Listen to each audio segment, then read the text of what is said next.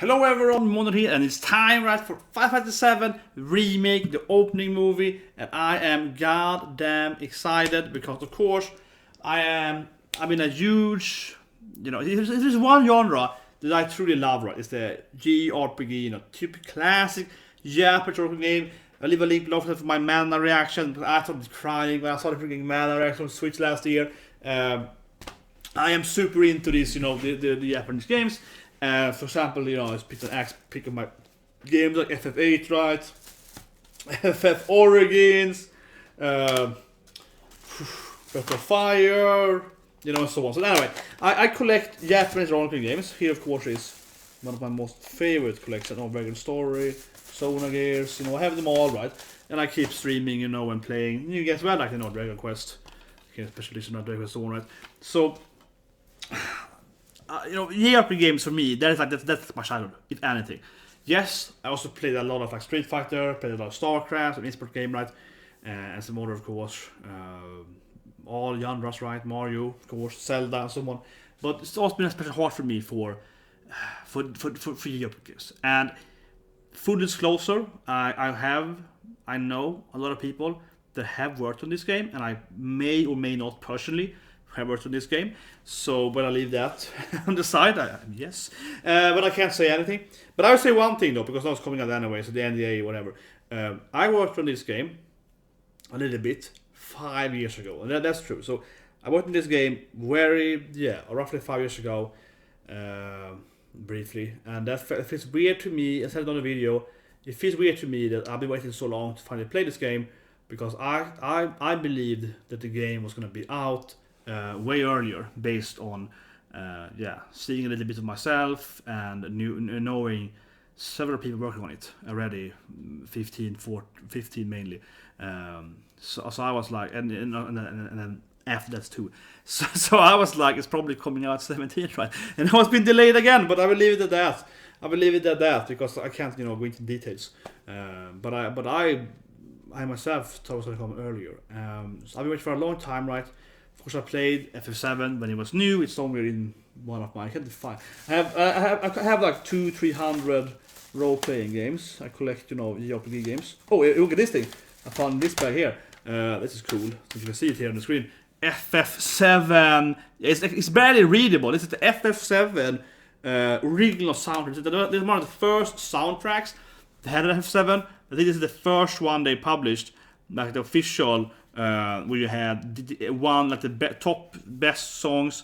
There are two of these, two volumes. This is volume 1, volume 2 is here too. It's like very, very plain. It's very readable. It's just it's white on white text. This is the first soundtrack I ever bought in my life. Yeah, I don't know if you can read it. It's like Final Fantasy 7 there. It's just it is very hard to read.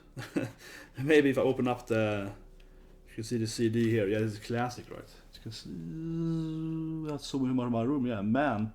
Yeah, look at my RAM there. Look at my RAM. And the screen there. Yeah, F557. Yeah. So Final Fantasy has been a big thing for me, and as this CD says as well, Nobuya Uematsu, the music and so on. Yeah, when I hear the music, I get very emotional. But I went to watch a video. But I'll say one thing though. I did work with square-enix the first time. I was 12. That's a big thing for me. Yeah, getting to finally work for square-enix. That was 2012 or 13, and after that, I had the opportunity to work a little bit with Amano, the artist, not on a Fantasy game, not a Swedish game, but he did some artwork for another game. I was a little involved with very briefly as well, a little bit like a contracting. That was very cool too. I was like, wow, I can finally work with this famous artist, right? So that felt very, very special. Anyway, I shouldn't do too much about life story here, but I'm trying to just give it up. For me, it's very special. For fantasy, it's like the.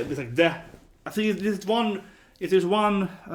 It is one franchise that I truly love. It's Final Fantasy, right? Even though F15, which I streamed and saw the whole game here on the channel, I was like very honestly disappointed in. I didn't hate it, but I felt that particularly the battle system was too easy. I felt it was just too easy. You could use potion and everything, whatever. But I mean, still though, I'm like, man, fantasy, it's gonna be great, right? still, you know, still loving it, but that was disappointing because it was just too easy, I think. I don't really catch much. I think the main story has been stew and so on, but particularly that thing. But yeah, I'll be playing. You know, I have every FF game. I have third and fourth and so on. I've collected them to SNES, all the different ones. I have all the different, you know, side story, FFT, right? Live FFT, FFTA, FFTA2, whatever. You get my point, right? Final Fantasy is like the franchise for me. And otherwise, older, you know, SquareSoft and square-enix games and Enix, of course, Dragon Quest and so on. You know, I played them all, right? And also, of course, Dragon Story and the Sega games. And I mean, it's sort of saga games, like Sega Frontier. I saw it here. You know, this is my favorite game, PlayStation 1. Yeah, Sega Frontier 2. So, obviously, this is like my childhood. Let's start react to it. I mean, basically, a lot of talk, no action. Yeah, I'm sorry, but I'm just getting super emotional. I'm getting emotional before we even get there, because I'm just like, man. JRPG games, that's genre for me. I think particularly. I wrote my thesis about the JRPG games, so yeah. Life story over. I mean, of course it looks beautiful immediately. It looks incredible. Yeah, just like the graphics. Looks incredible. Which of course has been a selling point for fantasy games.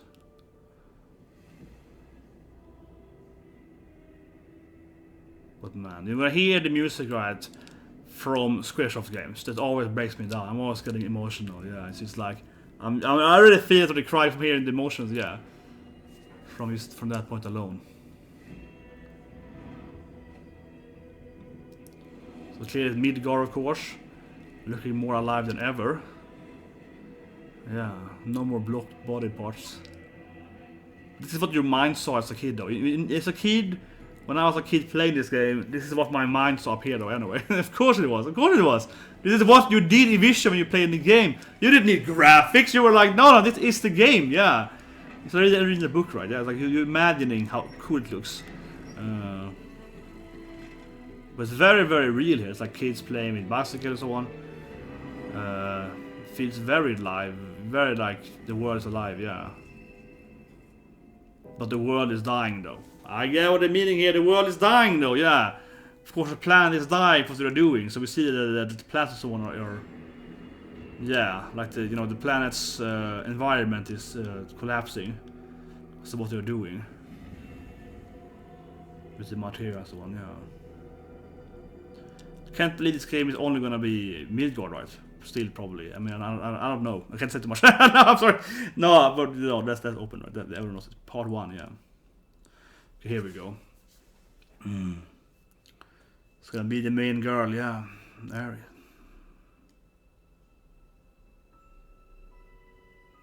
Man, I feel the goosebumps are just maximized now. This is so hard to watch when you see this, like in the music. Yeah, she's feeling the pain from the planet, of course. She understands that everything is dying. The poor flower girl, yeah. I mean, they're gonna have so much storyline on this Midgar here. There's gonna be so much more on her, given what happened later in the storyline. Yeah, so this is gonna be even more dramatic because they clearly have to write a lot more story for her, right? It's gonna be some kind of ghost or something with the planets, but I don't know what it is, but yeah. Yeah, but I mean, this is gonna be. It's clearly gonna be a lot of focus on her, and character like Vincent won't be in the game, right? I don't think. Ugh. Yeah, you see her like yeah.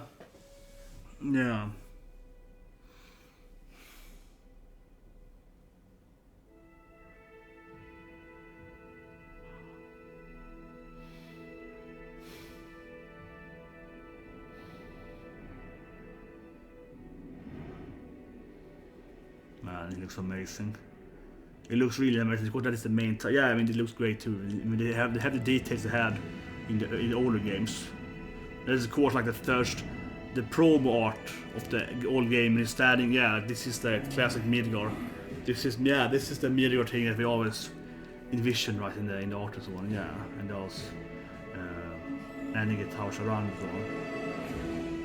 Yeah. Oh man, the goosebumps. And you know, I was like super, I just feel like my whole body is like a cat. The maximum goosebumps with the song and zooming out, and of course the trade scene. And here we go, here comes the music. Another, classic sound. Oh, here's the cloud, of course. I didn't even say that, but I'll tell you another FF7 life story after this thing, yeah.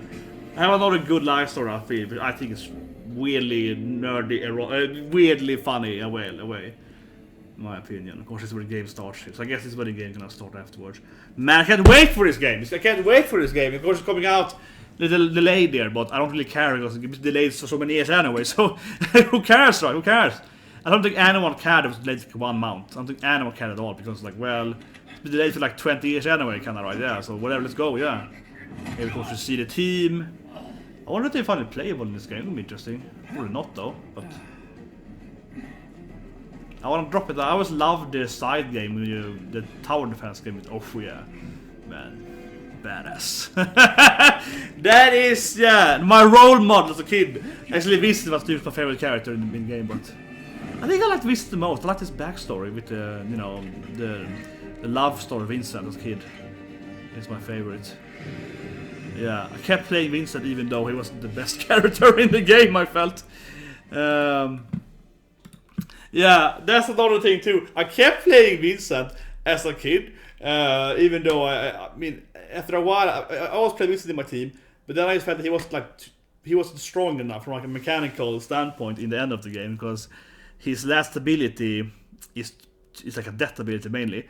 And it doesn't work on bosses, right? So he was pretty weak, unfortunately, on like the, you know, ruby weapon and emerald weapon and so on. I really remember how much I disliked it. Yeah, Vincent was my favorite, and I wanted to play with Vincent all the time, and and I had to stop playing with him. Oh, for the yeah, but I'm trying a bit here. I had to stop playing with Vincent for the last 2 weapons at least. But he was better if you. He has 4 different forms, and if you turn into his 3rd form, that one is better on bosses. I would say so at least. So yeah, I played with that instead with him. But yeah, I mean, that was very good looking. Of course it was, especially when it zoomed out here. There I could feel the maximum goosebump and little tears. Definitely coming like this in here. Right, when you're like zooming out and they're showing, yeah, like the whole city, the Midgar. Yeah, it is hard. It is hard to get emotional. Yeah, but yeah, and then of course, there we go. Yeah, and then we see like the, yeah, you know, it's always like that, and this also happens to be all the time too. I need to do something with that, but anyway, no, but it's a great song. It's hard. Don't get emotional. As I explained earlier, you know, Final Fantasy, JRPG games in general, like a big thing for me, right? Like I own 200 JRPG games, something like that, right? I own all of them basically, to like Super Nintendo, PlayStation 1, PlayStation 2, PlayStation 3, PlayStation 4, GameCube, whatever, Dreamcast, and again, right? Final Fantasy. I think most people understand this, but if anyone watched this video, probably not, because it was a reaction video of Final Fantasy 7. But if you are not into the whole Final Fantasy thing, Final Fantasy is the JRPG, the role-playing game, right? From like a console role-playing game perspective. That's a thing too, as a kid, you didn't even have the concept of JRPG, kinda. It was like a role-playing game or Final Fantasy for me, right? Growing up on Super Nintendo with then PlayStation and so on. That was the role-playing game. And then you had other games, the PC games that were kind of like Diablo and so on. I think I have Diablo here as well. So I have, this is like a collection of all my role-playing games. Oh, there we go, look at that. Diablo 2. So of course I played role-playing games from West as well. When I wrote my thesis about role-playing games, of course I had a lot of Western role-playing games in it. Of course, it wasn't like, I did very, yeah, but anyway, so Final Fantasy is, point is that it's the game, it's the game, and FF7 is the most iconic Final Fantasy game, yeah. So it's like, this is the remake that everyone's waiting for. But probably, I'm probably speaking to, you know, the choir. I guess everyone already knows that. Everyone that's watching the video so far, I'm pretty sure, well aware that this is the role-playing game for a console JRPG fan, right? FF7 is the JRPG, the most iconic one for in history, and very unlikely any other game can ever become more iconic. Not saying that no games ever could be better, or saying it's the best game, whatever. I mean, my point is that it's kind of like the Beatles, right? The Beatles are arguably the best band ever, but they obviously also one of the most iconic bands because like, they become big when music was kind of coming out on TV and the radio, and when people were starting to get it, some with Elvis and so on, right? There are a couple of things in like cultural things that you can't really overcome in a way, right? It's kind of like what's a more good example? Armstrong, getting into the moon, like the first person on other space object is also going to be the first person. It's kind of hard being the next person being that. I mean, I'm saying unfortunately, I'm saying like first person on Mars is going to be one day we definitely get to Mars. Then man or woman is going to be famous, right, forever in human history. First person to like Venus is also going to be famous, but very less famous because that's also going to be the first planet we get to, right? So you see what I mean? Yeah. So FF7 is definitely their JRPG game because it was a big role-playing game that really sold massively in the whole of the world. Some of the FF games wasn't released outside of Japan. We didn't get them in English. We got the 6th game. We got like the 4th game. We didn't get like the games in between. Yeah, we didn't get some of the games in between. We didn't get like the 3rd game and so on. And similar with other role-playing games, we didn't get like. But it depends. Like I grew up in Europe, so we didn't even get FFT and so on. Yeah. We didn't get FFT, we didn't get Exonegears. Those games were published only in Japan and US. We didn't get into Europe, so we had to. So I imported all those games. So I had I have a PlayStation from the US, and then I would import games so I could play these other games. Like for example, I have it. I have so much games here. Let's see, a pile of games. There you go. So for example, this here is Legend of Mana, right? Classic game, of course. And this one then is the NTSC version, right? So I had to import this thing from America so I could play it as a kid because I love the Mana games so much. So I had to import it to Sweden.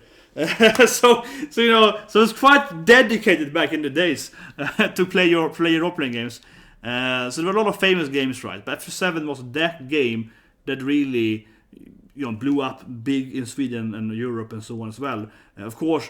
When I was a kid, one of the biggest games I played with one of my best friends as a kid was Secret of Mana. So we had squaresoft games before. So this wasn't the first game, and we had played their.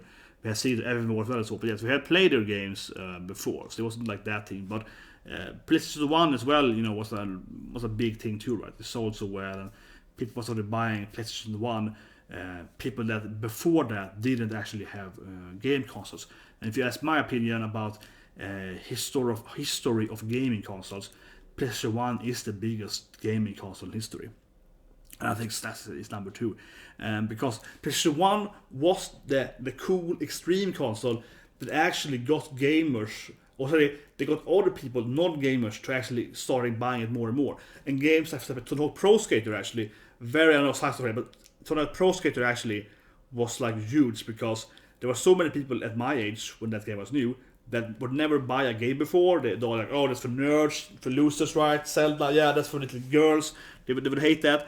And then suddenly everyone wanted to play like Pro Skater. That was like a huge game to get in people to buy the PlayStation and so on. So overall, PlayStation had a lot of games, and the graphics and so on, that got people to actually buy it, right? That before hadn't ever bought a game console. So it was the first really like bigger casual market console.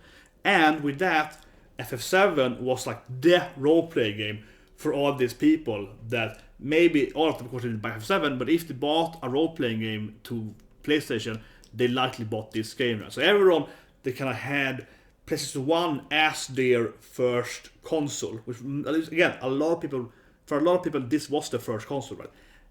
For me, it was NES, right? NES, mainly NES. I also had the Commodores, but NES.